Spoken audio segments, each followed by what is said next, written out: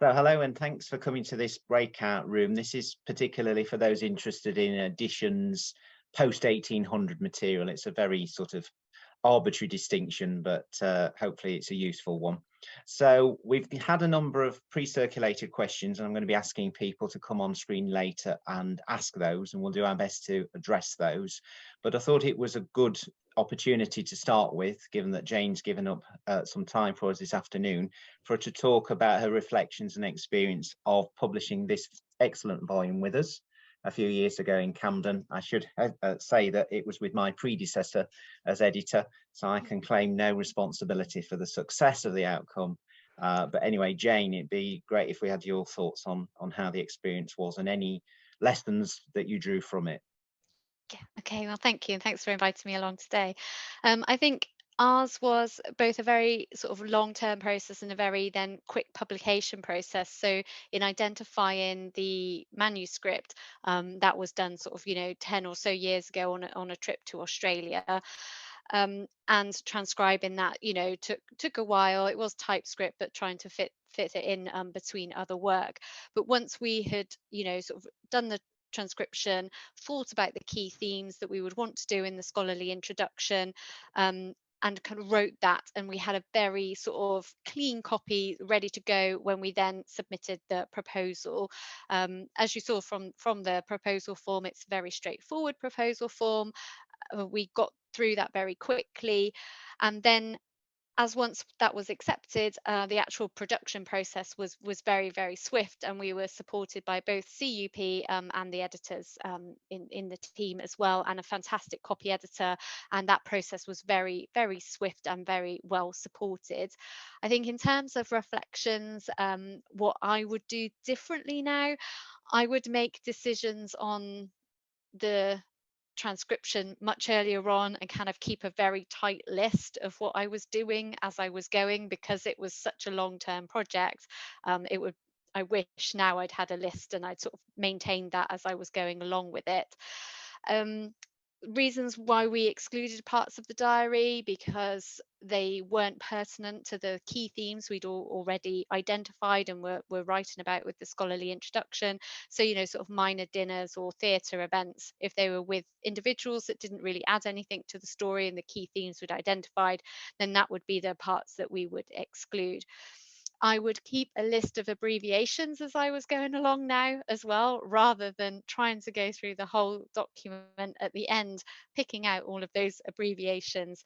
And again, sort of referring back to what Siobhan said in the opening sequences about, just thinking, do you keep the mistakes in? If you have the full names from abbreviations, just so it makes it easier and much more accessible for the reader in dealing with that publication. Again, probably in hindsight, picture permissions I would have done a bit earlier. We were very fortunate with the people we did approach that they got back to us very quickly. But yeah, in hindsight, I probably would have got that sorted out a bit sooner. The actual production itself, the team at Cambridge, the editors, well, I worked under Richard Toy, but the copy editor as well, they were absolutely wonderful. And it was a very quick and straightforward process in dealing with any copy editor queries, and made obviously for a much cleaner and clearer text. So yeah, I only have praise for the whole process itself. It was fantastic, and it ended up being a lockdown project, so it was nice to have that to focus on, to be honest. So yeah.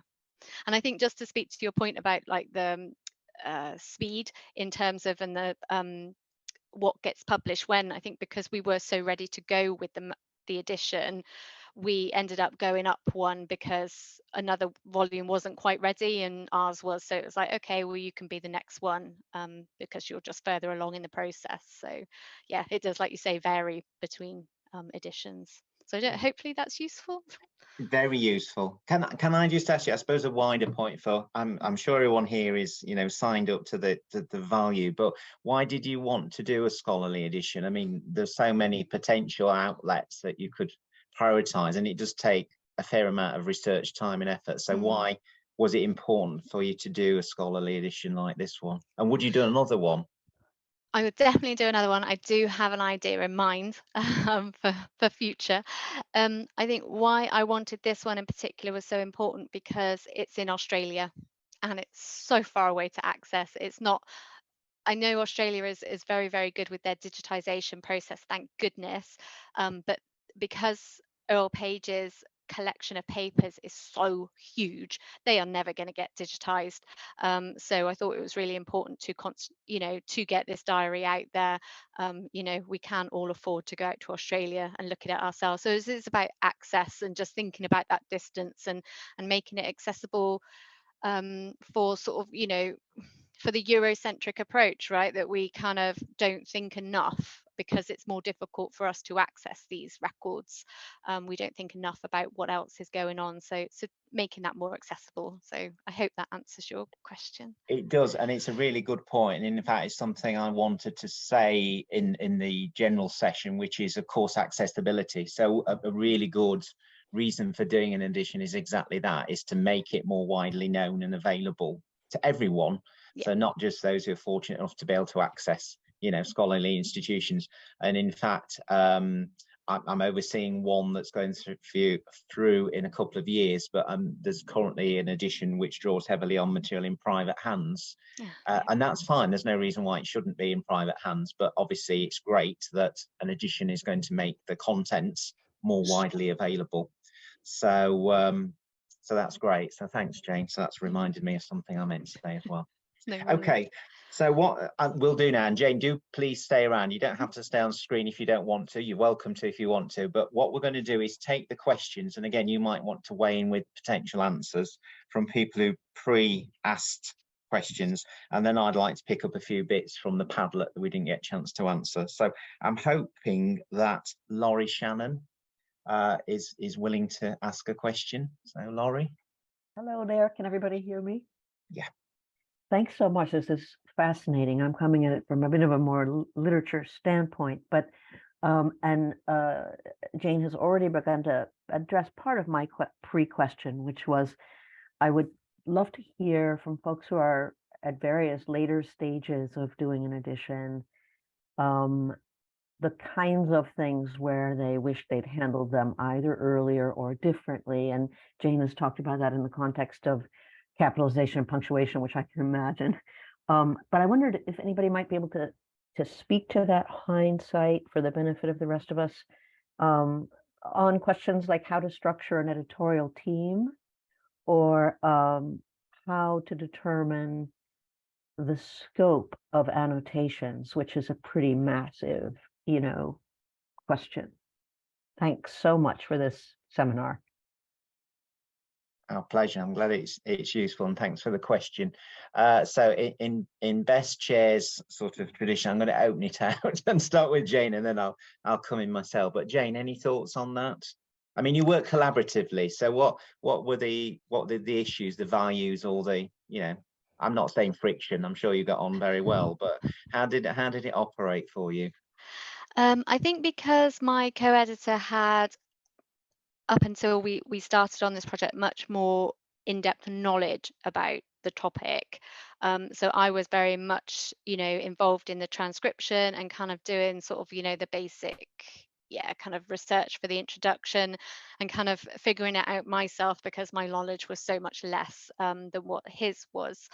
And then he took on the annotations because his knowledge was so much greater about those individuals that we were talking about. So he did the little mini biogs for the people that came up in the diary.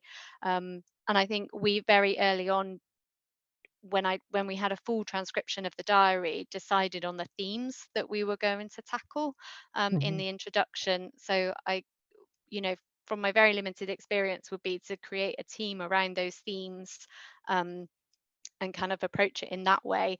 In terms of because I know one of my colleagues has done a multi-volume on Oliver Cromwell and his speeches, and listening to his experiences, very much deciding on clear protocols and that you are sharing those documents regularly with each other as you are going through the process so that you are all on the same page at every single point when you have your regular meetings. So setting up a OneDrive, you know, something like that, so you can see what each of you are doing, and maybe even having a discussion thread where you can check in with each other, like, I've got this, you know, issue, what are we going to do, what is going to be our clear protocol, and then you've got a record of it as well about what you've decided, because particularly with the proposal that the what you're going to be working on here is such a massive, huge collection of data, that even just to keep, and it's going to be multi-year work, isn't it, to keep track of it in that way would hopefully help. But I'm sure you've probably thought of all of those sorts of things anyway. So, but just drawing on his experience from working across like several volumes, it's just the coordination, I think, is the key. And if you get that right, then you're home dry. So I hope that helps. Great. Thank you. We're not going to give away what you're working on, Laurie, but it's fascinating and very timely. So best of luck, and look forward to seeing it. It may be a bit too big for Camden, but don't forget about us if there's a. It's a bit too big, but I need a lot of advice. So well, do come back to us. We'll be in touch. Thank you. I mean, one of the things that we hope that this session is helping to do is just a sort of shared sense of community, because again, it can feel a lonely job doing scholarly editions sometimes, and you know, people say, why aren't you working on this or that and the other, but they're really important and valuable. And I suppose the thing I didn't say when we talked about selecting your sources, find something that you're going to love working on and taking you into unexpected areas, so you become, I won't say expert, but you become knowledgeable on things that you never expected to. And yes, in terms of annotation for us, and I know Richard was keen on this and I continued this, you know, as far as possible to be able to identify every individual mentioned in a text with their notional birth and death dates. And that can sometimes be much more time consuming than you realise. Just because the nature of annotation. Other things learned, my first volume back in the midst of time, I now look back and regret how often I put sick in, SIC in brackets. I think I was probably overzealous in my youth, and probably now I'd have just talked about the editorial conventions a bit more fully, and you know, what stood in the original and what didn't. But again, it depends on the complexity of the text. I don't know, the nature of your project, but I guess it will partly come down to resourcing as well as to how you build a team. So I don't know whether you're able to draw on, you know, postdocs or doctoral students or other people who might have an interest in particular parts of the data that you're working on, and that you could recruit to a project. I know some of the bigger sort of scholarly editions work in that way, but it's very resource intensive, I know. So, but anyway, let's keep that conversation going off this session as well, if you like. Thank you so much. Our pleasure. Thank you. Right, now in my order of questioning, I've got Rachel Bynoth. I hope I've said that correctly. Rachel, are you willing to ask your question? Hello. Yes, I'm here. Oh, you are. Hello. Did I get your name right? You did. Yes, thank you. Ask your question, please. Right, I can't actually find where the heck my question's actually gone, because I wrote it so long ago. Shall I ask it for you then? Yeah, please do. I remember doing it about 2 weeks, because I had my Viva yesterday. Everything else has gone out of my head, so I forgot I'd even asked one, so I apologise. Am I allowed to ask how it went? Yes, it went well. I passed. So brilliant. Well, applause to you. Well done. you. Well, that's justifiable then. You wouldn't remember something too. Well, you basically asked what somebody asked in the Padlet, which is how you secure permissions for publications of text, which is letters. Yes. And I know you're working on a letter edition, which again, I'm very personally interested in. So again, you know, I don't know whether you're thinking of Camden, but yes, I am. Lovely. That's great. Well, hopefully we'll hear more from you. My sort of apple pie advice is you approach the repository or the archive in the first instance, who really should be able to give you some advice on the copyright situation. I happen to be a journal editor as well as a Camden editor, so I know the amount of advice available to archivists is sometimes less full than you might anticipate or expect. So, but you should go to them if for no other reason for them to be aware that you're working on the material with a view to publication. Sorry if that's obvious advice, but anyway, they're often the sort of gatekeepers or the point of contact, particularly if it's a family archive that's been deposited. So they may be in touch with the current owners and, you know, fending through copyright requests, and it may be they've come to an agreement about what's permissible. So, you know, whenever you go into an archive, you sign a form if you want to take photographs and you're using them for your own research use, and you have to sign a whole other set of forms if it's for publication. And just taking the photographs under the form that you signed saying it's for private use doesn't, just for everyone's benefit, I'm sure you all know this, give you the right to reproduce that material. So you do have to do what I'd call due diligence and make every possible effort to handle the copyright situation. Of course, you might not be dealing with family representatives or sort of literary executors. It might be solicitors, it might be estates, because to an extent an archive has a monetary value, and sometimes that is realized through, you know, reproduction fees and so forth. And also, and I'm not going to go into this because it's a I won't say it's a nightmare, but it's a seminar in itself. Copyright legislation, it can seem incredibly complex, and I'm by no means an expert. But again, the archive or the institution are the best place to go to. So most people are aware that, you know, 70 years is the copyright length or tenure for period for people post-decease.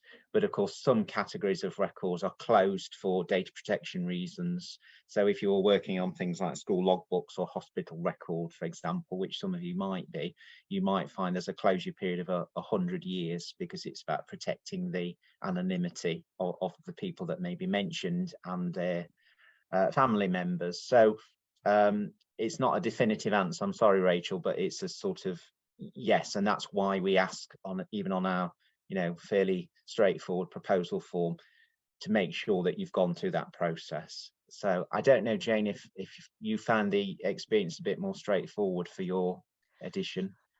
I still had a living family member. So it was, so like you said, sort of approaching the archive. So it was the Australian National Library of Australia, and then they put us in touch with the family member. So it was very, you know, being thoughtful in navigating that relationship as well, because obviously, you know, the scholarly introductions can be perhaps somewhat critical of the individual, or, you know, things like that. So again, particularly if you're dealing with living family members, just to be thoughtful and and like Richard said, do due diligence, particularly in those situations. So so it can be a little bit more complicated, but yeah, we just need to make sure we've done as much as reasonably possible. I think that's the main thing. Is that okay, Rachel? I'm sure that's...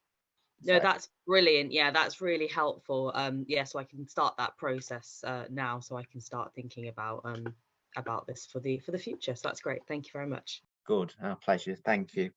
So I'm hoping that Robert is here. Robert, I'm hoping I get this right. Huberty? Robert? Did I get your name right? Bob Huberty, yes. Bob Huberty, excellent. Thanks, Bob. Would you like to ask your question?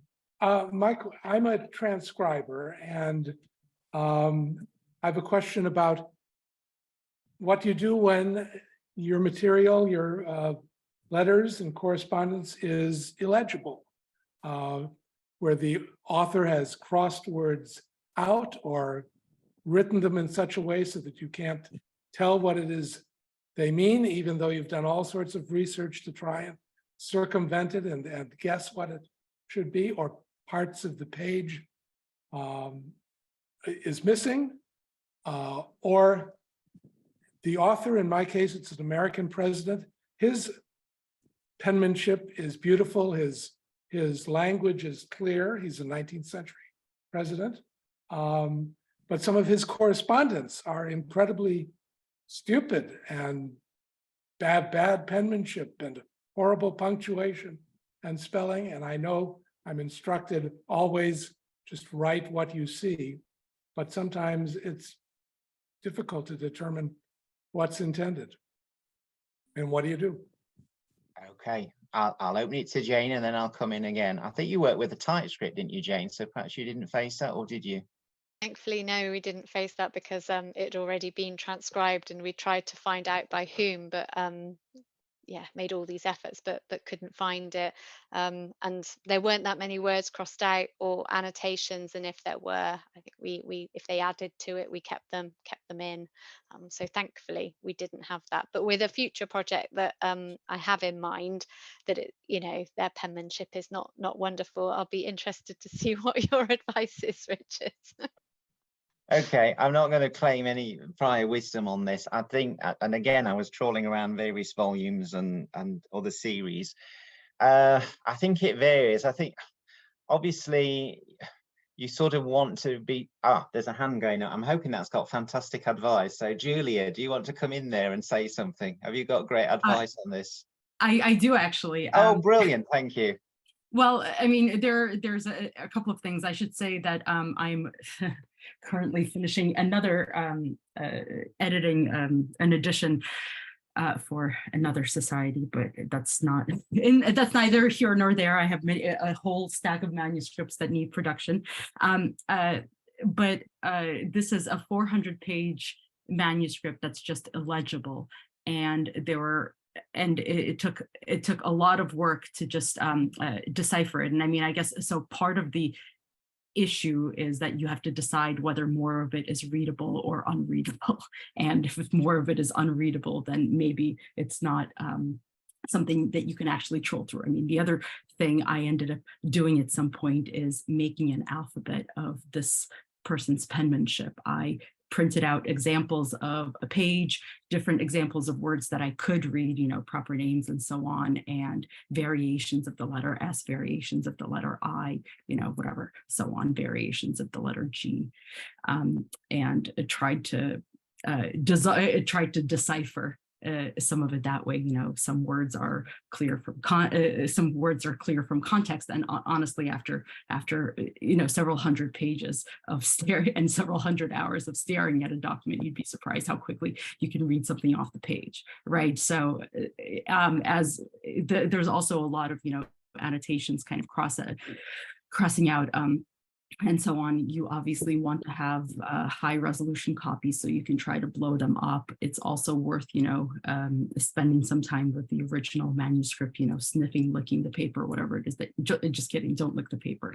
But, you know, doing whatever it is that you can do to try to familiarize yourself, because seeing something in person is still better than trying to read it digitally. There's also obviously, you know, Transcribus that I'm assured is now getting a little bit better. So you can also try automating the process and then kind of going through just to see if the computer can kind of pick up something that you can't.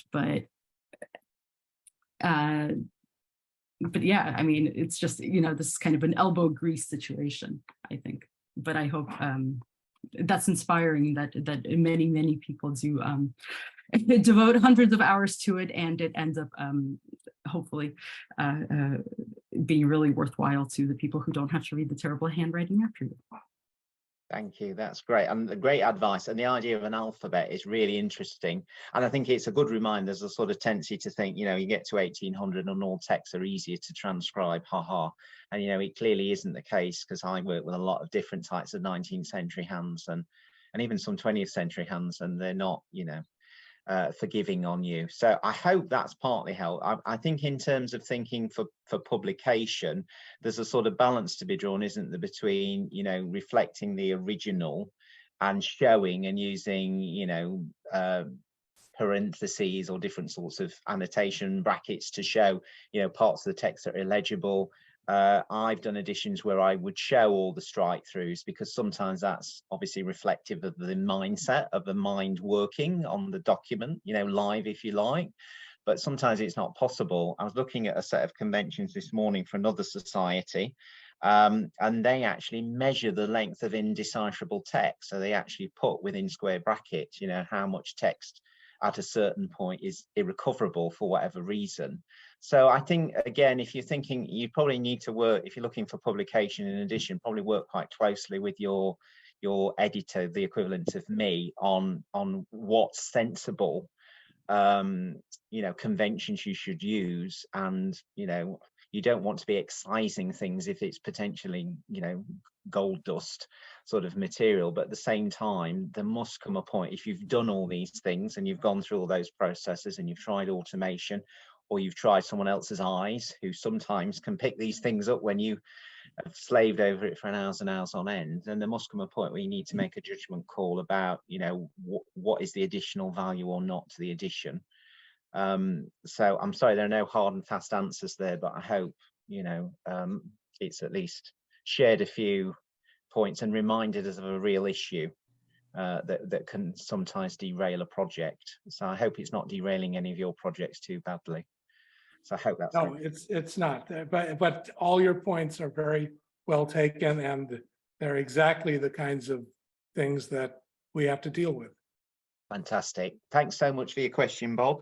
We've just got a few minutes left, so I hope we've got time to take Catherine's question, because this is perhaps linked to it. So Catherine Gibson. Hello, can you see me? Hello, we can. Great. Hi. Hi, and greetings from University of Tartu in Estonia. So my question is about in the case where the edited collection contains many different sources in different languages, and whether there is any funding available specifically to pay for translations of specific sources, or even the kind of proofreading of translations. Thank you.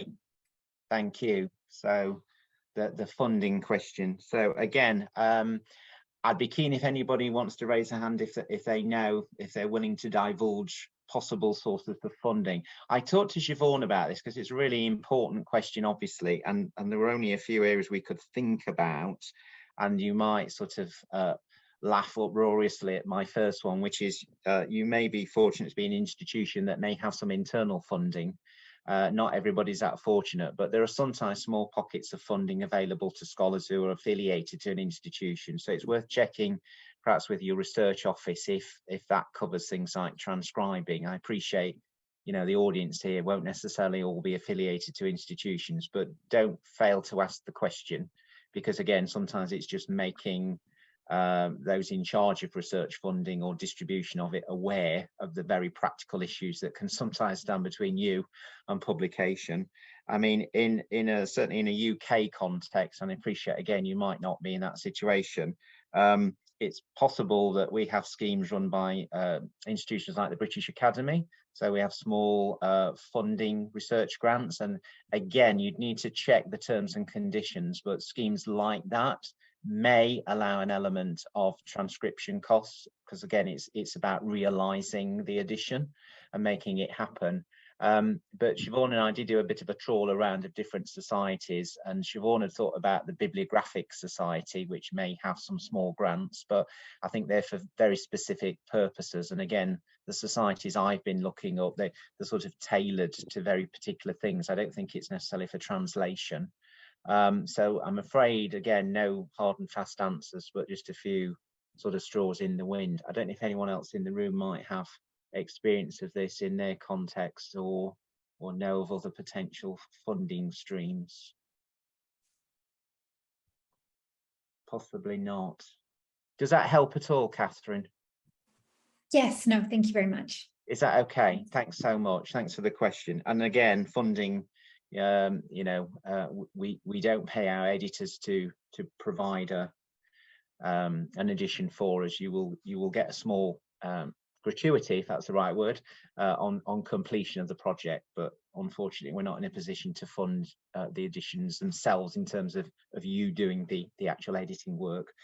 Right, we're very short on time. We'll be leaving magically soon. I think we've covered everything. The only thing that we've not covered, and if we get time, I'll try and raise it in the close up, is just the support you will get from us. But I would like to reiterate that both Siobhan and I will support any editor who's got a confirmed project with us through the process. So we will be part of the whole process from beginning to end. We're there to help you. Jayne's already testified that my predecessor was very helpful, and I hope that we've continued in that tradition. So if you're in this breakout room and ask, you know, what support we give you, we will give you practical support throughout the process seeing the edition through to publication. So it may be a medium-term relationship if it's over a few years between the actual proposal form and its appearance, but please be assured that one of the virtues of publishing, if you do it with Camden, but I think this is true of most record societies, is that you would have a sort of expert editor who's able to work with you through some of these issues that we've raised in this breakout room and in the general session this afternoon. So I think we've got 29 seconds. We'll magically return to the main room. So thanks so much to Jayne again. And thank you to those who came on screen and asked questions, and the rest of you who pitched in. And we hope you found it helpful, and do keep the conversation going after the session today. So thanks very much.